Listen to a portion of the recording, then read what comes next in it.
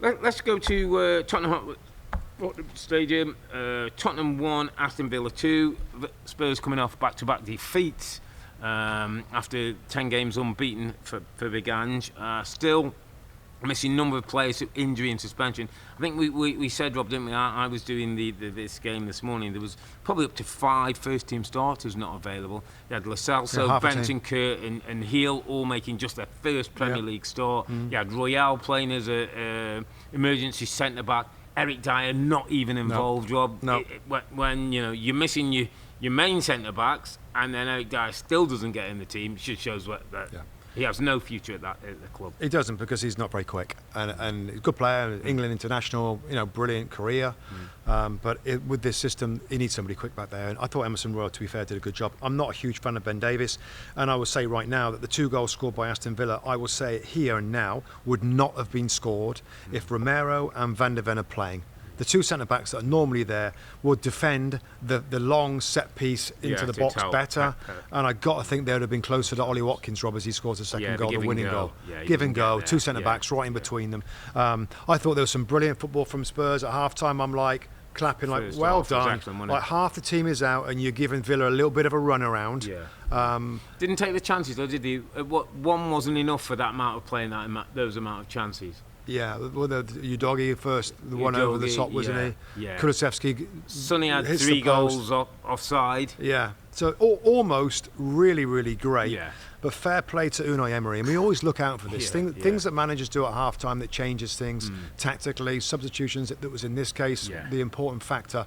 He changed everything around, Rob, and that with Spurs' tiredness, because players haven't played. Like, it's that hard to get that. Intensity is hard to play. You can't train at that level. Right, and they tired. They really, really did tire. And Villa, to be fair to Villa, I do, when I look at sometimes the line and them getting caught in behind, I'm like, gosh, they could have conceded 2 or 3 goals in the first 10 minutes. But it was interesting because you said that on the broadcast today, and I'm thinking, like, again, I'm sorry if I keep on saying, but it was a great insight when we were around Villa, and I talked to John McGinn a little bit. Everyone knew a little bit. I'm just saying, like, what's it like? He said he doesn't give the videos to any video analyst. After the game, he goes home at night, does all the watches it and analyses it himself, draws things on, all that, which is brilliant stuff. But my point is, Rob, he will see that high line and he will see that they're creating chances. Yet he must have decided that that's the way we've got to play. We've got to take that risk. The odd days we might get done, or And by the way, they've also got a magnificent goalkeeper whose reactions in and around the things are good, and who's quick at coming off his ground. He might just say, I'll take that risk. Yeah. And that's fair enough. And fair play. And fair play to him. And absolutely right. We saw him get hit 4-1 first weekend of the season with Villa Newcastle. Newcastle United got him behind it. I was like, wow. Yeah, he's like getting in. But that being said, to your point, they're fourth, aren't they? They're fourth. Yeah, I've got an old table. I've got an old table in front of me. They're fourth. They're fourth in the Premier League. We're playing that way. They've scored 31 goals. Only Man City have scored more goals than them. And that high line enables pressure. It enables them to be higher up. It enables them to get forward easier. They're not sitting all the way back and it being a long way for them to attack. So, I get it. On one hand, I hate. It bothers me. It bothers me sometimes to see how people get in behind them. But you are right. He's a very smart coach, and he's willing to take that gamble that this means in other ways, other benefits they'll get from that, that they'll come out on top. And they're blooming in the top 4. So fair play. Fair enough. Again, just to add to that as well, I remember one of the players was asked something about his style, and he said it was so awkward playing so high. It was Conser. He was saying, I felt uncomfortable there. Totally. But he says, no, he made him believe in it. And he says, now we get it. All right. So there's a time where you have to get over the doubt, and I think the players have. I think maybe we only see them every now and then, and we see the chance, and we think, he can't get away with that. Still, also, by the way, we talked about it today, Rob. You can still be high, and when you see that ball going in behind, you can still kind of retreat real quick and try. It's not like we're going to stay here and we're sticking our hand up for offside. I think there is a way of doing that. Maybe they're better than we expect on that. But well done, Aston Villa top 4. Brilliant story. And I also thought Spurs played well. I enjoyed that game. That's a proper game of football. Absolutely. Entertaining. 2 coaches that are strong-minded, want to do it their way. Loved it. Absolutely loved that. Just on that, Rob, before we move on, Terry Venables, just want to talk about Terry Venables died on Saturday night. Former Tottenham manager and player, notably was seen as a shining light for England and got England to the Euro semi-finals in 1996. Yeah. 91 Cup winning with Spurs, and I know you had 6 months with him at Middlesbrough, and I mean, you couldn't talk higher of a coach than you talked to Terry. So really sad day. It's a sad personal day. memories, mate. Oh, just great ones. By far the best coach I ever worked with, Rob. And I'll say, like, when you're a kid and you dream about being a professional player, and you think about being a pro training, and what that's going to look like. His training sessions and what he did on the field with us tactically. This is what I would have expected to happen. But I didn't see that.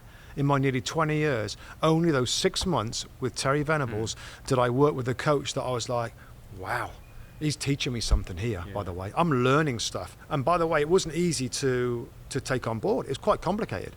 And he literally, when the ball is there, you move here as he moves here. Then you spread out. Then I want you on the back post covering your central defender. Even as a wing back, he got me doing that. And then, so he was a brilliant tactician, and a real quick story. And of course, my Borough fans will know this. We were rock bottom, Rob, with Middlesbrough in Premier League, 99 or 2000, rock bottom. And Terry Venables was asked to come in by our chairman to assist and help out the club and the team and the manager, coach us out of trouble. After we had meetings, crisis meeting at the club with our current staff, and we hear this, and why aren't you doing this, etc., etc. And they asked the team, what do you think, right? And I wasn't a big voice in the dressing room. I'm not a loud type of guy, but I have an opinion. And I stuck my hand up in that meeting and I said, you know what, Gaffer, I just think we should be more. By the way, this is before Venables, so if I make that clear. Like when we're bottom of the league table, and there's Brian Robson and Viv Anderson and Gordon McQueen, God bless him. And I just said, you know what? I feel we should be more organised, more groups, so we're on the same page. If something goes wrong, we know who did it. We know where we're going. We know what we're trying to do. I got shouted down by the staff. Yeah. What do you want us to do? Move you around like Sabutio, man? Grow up, Take and I'm like, yourself. I put my hands up. Okay, just that's my thought on it. And I don't take any pride in this or anything, and I'm not trying to say that I was right or whatever. A few weeks after that, nothing improved. We got yelled at every game, and Terry Venables came in, and he wasn't assisting anybody. Moved them to the side, let me coach the team. Never raised his voice one time, but got us on the training ground. And what did he do? He moved us around like Sabutio men. You move here. I want you in this position. And to be fair, right, I wasn't really in his best 11.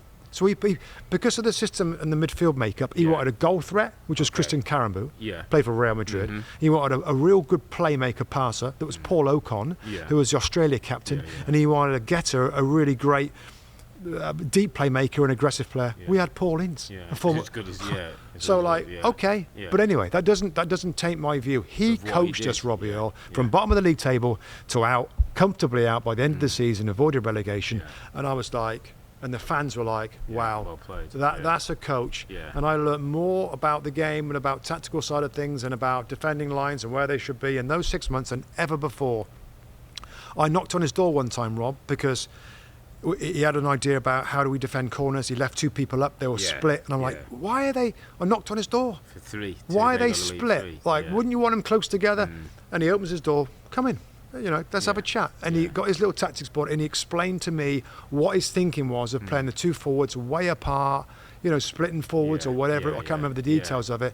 And I think, so what a brilliant coach, a brilliant guy. Super respected, fun, jovial, loved the crack, the banter, but what a smart tactical coach he was. And what makes me a little sad is that I know that he kind of retired, I guess kind of late-ish, and he had a dream, I think, to live in Spain. He had a hotel or an Airbnb or a bed and breakfast, and I just feel sad that he didn't get to live and enjoy that as long as what he should have done, given his amazing career and service to the game. So there's nobody that I could speak more highly of in terms of a coach, of a manager. Others have different attributes, and I love different managers like Brian Robson for other reasons. But in terms of a pure coach, Terry Venables was absolutely top of the tree in my career. And I'm somebody that's a thinker, and I love that side of the game. And I learnt more under him than anybody else. An absolute gentleman, and it's a sad day for football. Yeah, it's really well said. Just quickly on that, mate, just before we move on, and as you say, that means something when it comes from your heart like that. Hi there, I'm Rebecca Lowe, studio host for NBC's coverage of the Premier League. Don't forget to hit subscribe to watch more videos all season long. And for even more Premier League content, from original series to live matches, head over to Peacock. And be sure to tune in for Premier League mornings every weekend on USA Network and on Peacock. We will see you there.